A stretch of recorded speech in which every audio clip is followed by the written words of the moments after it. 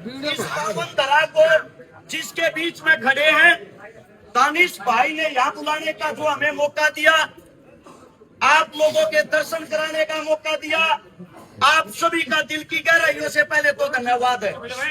दूसरी बात, हिंदू मुसलमान ये आज के टाइम किसी दो भाइयों के नाम नहीं, इनको एक ऐसा बना दिया है जहां हिंदू मुसलमान होगा समझ लो वहीं दंगा। और बनाने वाले हम लोग नहीं है, कुछ मूर्ख इंसान होते हैं। अब समझने की बात यह है, हिंदू मुसलमान है कौन? 1835 के अंदर पंजाब के तरन तारण में एक लोहार के घर में निजाम नाम के लड़के ने जन्म लिया। निजाम क्रांतिकारियों के लिए लोहार था, इसलिए तलवार भाले हथियार बनाता था। अंग्रेजों को पता लगा निजाम घर पे नहीं था, पीछे से अंग्रेज आगे। गुलामी क्या थी सोच के देखना, समझ के देखना। अंग्रेजों ने निजाम की माता जी को पूरे तरीके से पीट पीट के मारा। बता तेरा लड़का कहाँ है, बता तेरा लड़का कहाँ है। निजाम की माता जी की जब मृत्यु हो जाती है, निजाम की बहन जिसकी उम्र मात्र 16 साल थी, बताते हुए शर्म आती है, पिता तुल्य बुजुर्ग बैठे हैं, उसकी बहन को नग्न अवस्था में करके एक जबूर होता था, जबूर जिस सतन से हम दूध पीते हैं, उस सतन को जमूर से भींच के और ऐसे मलील के अंग्रेजी अधिकारी पूछ रहे थे, बता तेरा भाई कहाँ है। ऐसी हालत करते करते वो बेचारी बेहोश होके जमीन पे गिर जाती है। उसके सारे हथियार उठा के अंग्रेजी सेना ले जाती है। निजाम घर में आया तो निजाम ने पता लग गया, अपनी माँ की मृत्यु देखी, अपनी बहन तड़पती हुई देखी, एक भाई ने नग्न अवस्था में। निजाम ने पूछा कौन थे वो, उसकी बहन ने बताया भाई अंग्रेजी अफसर। उसी वक्त निजाम का खून खोल गया, रखे इज्जत रहेगी। घर में बढ़कर मेरी मां मारती, मेरी बहन के साथ इतना बड़ा दुर्व्यवहार कर दिया। सीधा थाने में जाता है, 4 अंग्रेजी अफसरों को वहीं मार देता है और मौके से फरार हो जाता है। निजाम का नाम इतना बड़ा हो गया, जहां भी जुल्म दिखाई देता निजाम लोहार वही आक्रमण करता और वही अंग्रेजों को मारता। एक साथी जो हिंदू था उसको उठा ले जाते हैं अंग्रेजी अफसर, उसकी मार होती है। निजाम पूछता है माता जी के बाद, बिलारे मेरे बेटा ने उठा ले गए, मेरे बेटे का नाम सुजा सिंह था, उसने मार देंगे, उसने छटुआ। थाने पर आक्रमण बोल के सुजा सिंह को छटुआ के लाता है निजाम। उसकी माँ कहती है बेटा तने मेरे बेटे तो नई जिंदगी दी है, तू बेशक मुसलमान है लेकिन तू एक हिंदू माँ का बेटा है। उसको अपना बेटा बनाती है। लड़ाई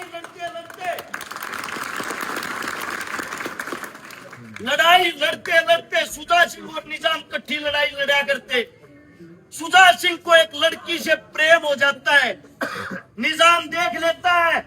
निजाम उस लड़की को धमकाता है इससे दूर रहना, क्योंकि क्रांतिकारी अगर प्रेम करने लग गए तो क्रांति कमजोर हो जाएगी। इस बात पर वो लड़की सुजा सिंह को भड़का देती है, तेरे मेरे प्रेम से ये खुश नहीं है, ये मुसलमान है, ये तेरे मेरे प्रेम से खुश नहीं है। जब ये बात सुनती है, सुजा सिंह अपने उसी निजाम की जिसने जिंदगी दी थी मुखबरी कर देता अंग्रेजों को मात्र 10,000 रुपए के इनाम में।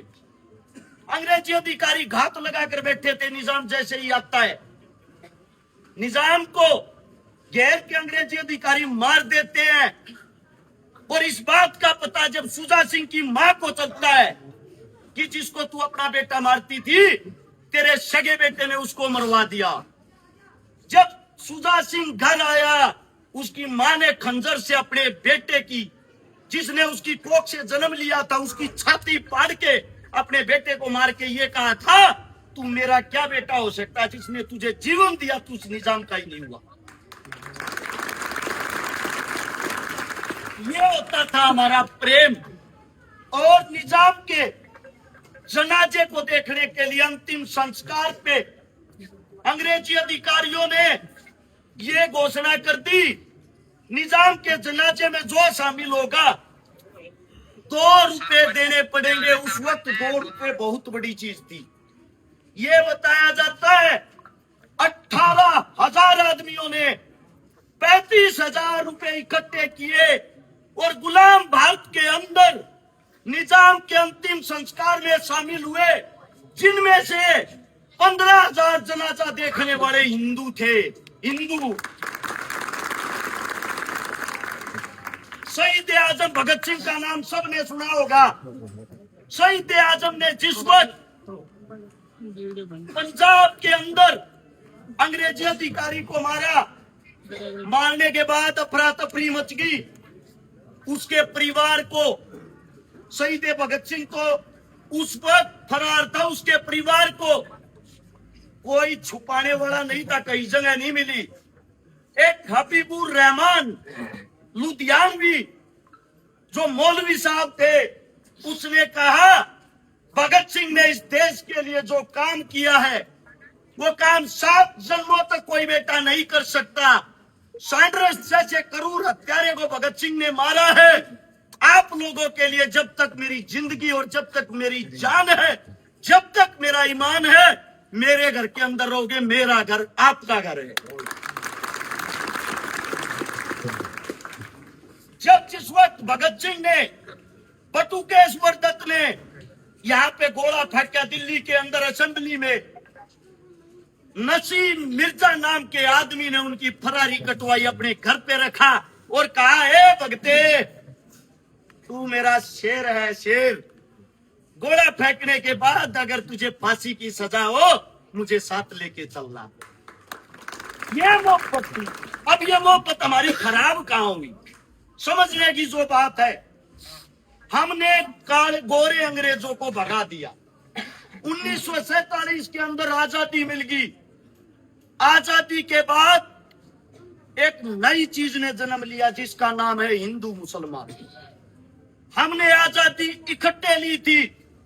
इस मिट्टी के अंदर 7,32,000 आदमियों की फांसी हुई।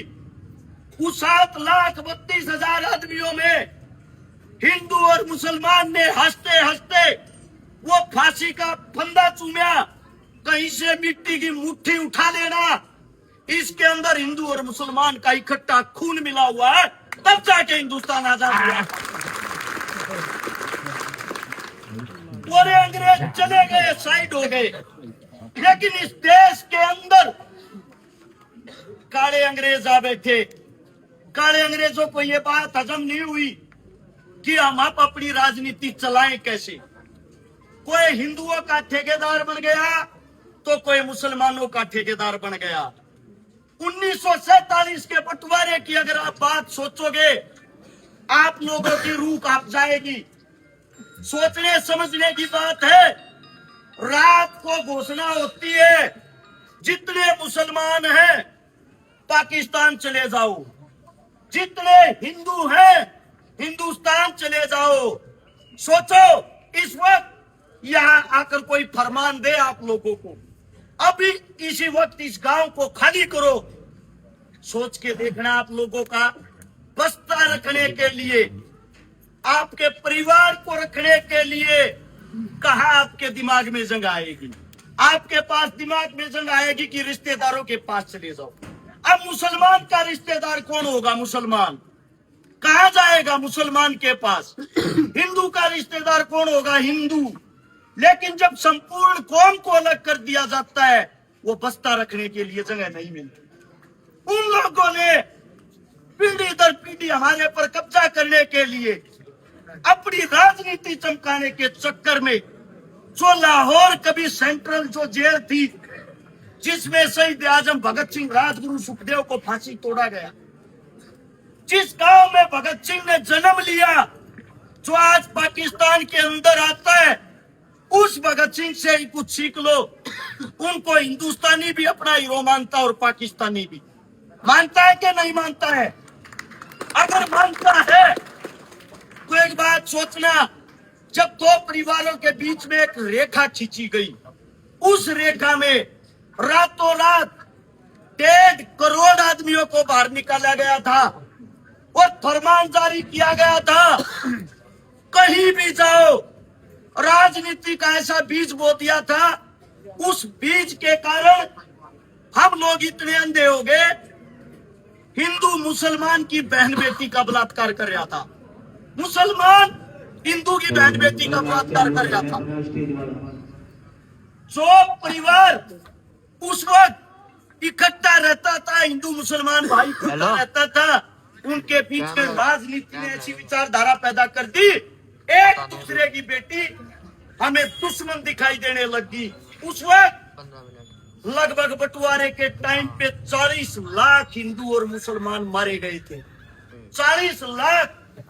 ये बताया जाता है अमृतसर से एक ट्रेन भर के आई लाशों की, जब स्टेशन के ऊपर उतरी, स्टेशन मास्टर देखता है कि ट्रेन के अंदर से एक भी सवारी नहीं बाहर निकली। ऐसा क्यों?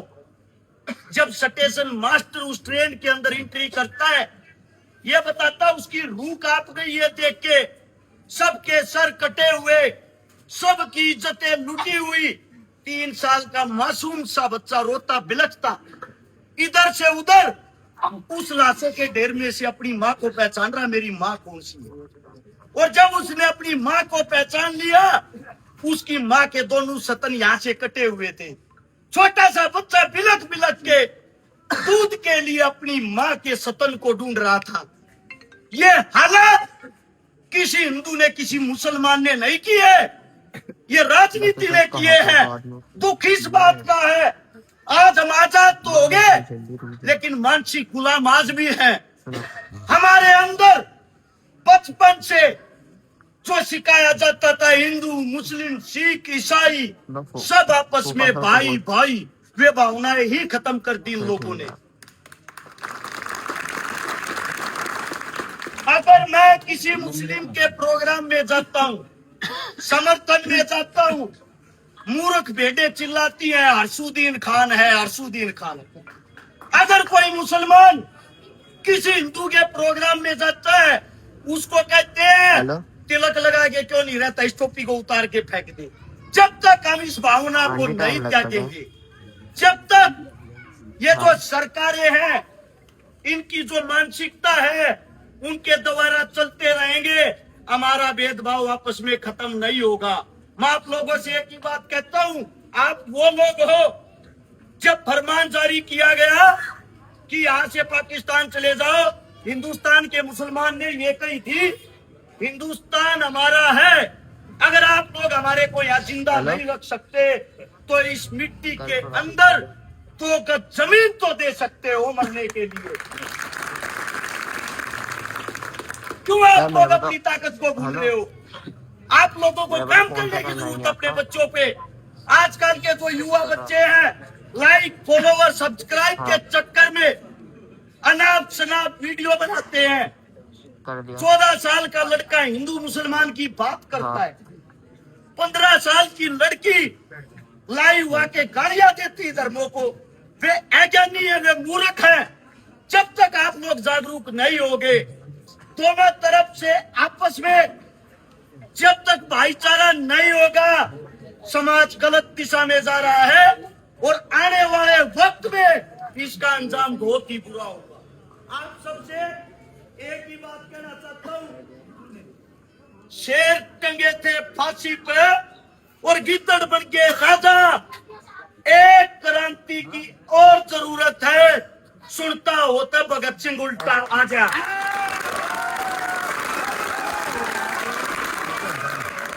भगत सिंह, वे राजगुरु, वे सुखदेव, वे खुदीराम बोस, वे अस्फाकुल्ला, आप लोगों के ही बेटे थे, आप लोगों के ही पीछे आए थे।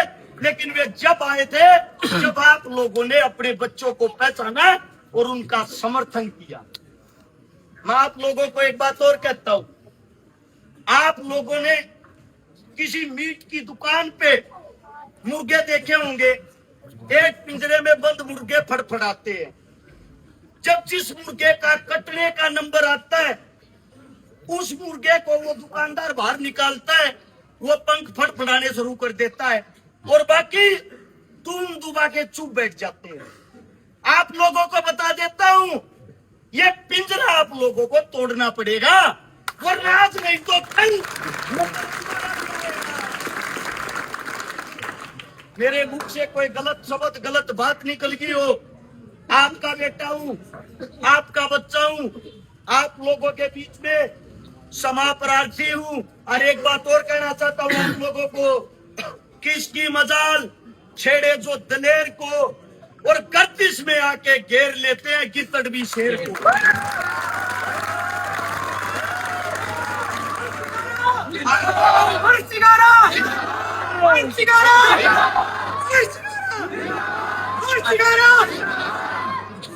आप लोग इस हिंदुस्तान के शेर हो, शेर। आप सभी साथियों से विनती है, अपने अंदर के शेर को जगाओ, अपने बच्चों पर ध्यान दो और जो बीच की दरार है इसको लेकर हर गांव एक संदेश भिजवाओ।